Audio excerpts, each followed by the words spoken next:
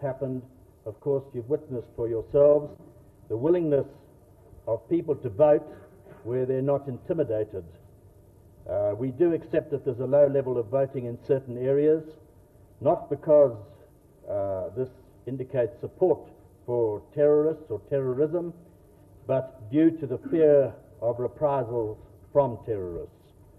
There are certain areas like Buhera, Chimanda, Masoso, and Zimunya, and I won't bother to point them out on the map because I think you, ladies and gentlemen, have got to know the country fairly well in the last few days.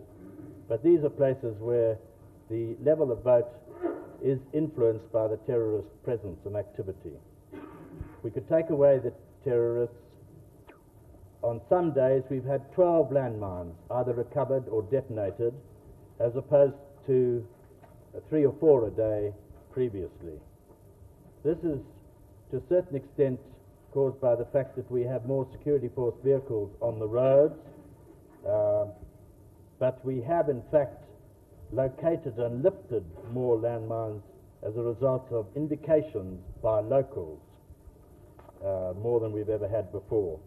Landmines are, of course, from the date of our recent step up in the force level, what some people have called the date of mobilization, until 7 o'clock,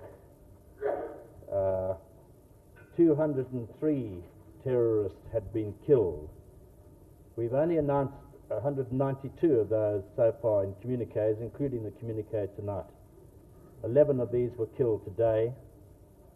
I regret to say that 11 security forces have been killed in that period and 7 auxiliaries.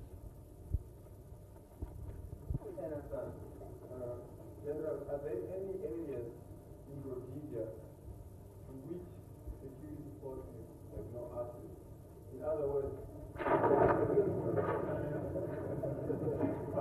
there are, wherever the terrorists have concentrated and stayed for any length of time, they've been moved out of it by our operations.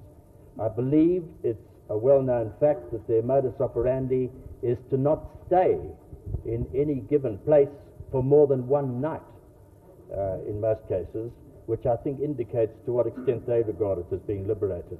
However, we have admitted and said that where intimidation has taken place and been rife, the effect on voting must be apparent.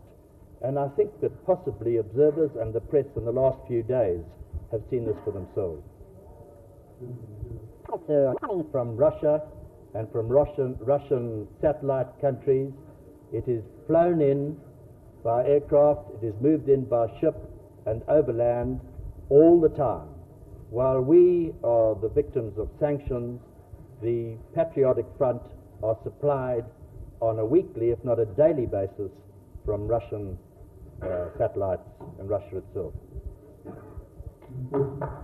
There have been a number of American weapons.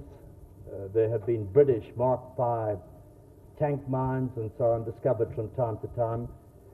In the world we live in today, there are gun runners and people who will sell weapons and ammunition to anybody who will buy them.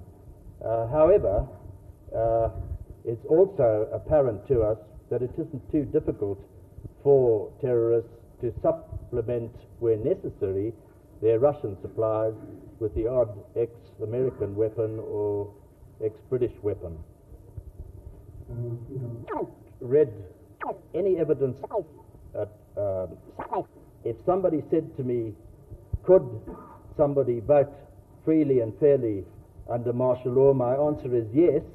And if you doubt that, I would suggest you go and live in the tribal trust land and see how easy it is to vote freely and fairly if there was no martial law.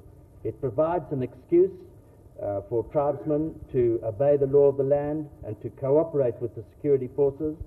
It provides an excuse for them to get stuck in, repair roads, build up the administration again, and so on. And finally, I would say, and ask you, ladies and gentlemen, because I reckon so far I've always found the news media pretty fair overall.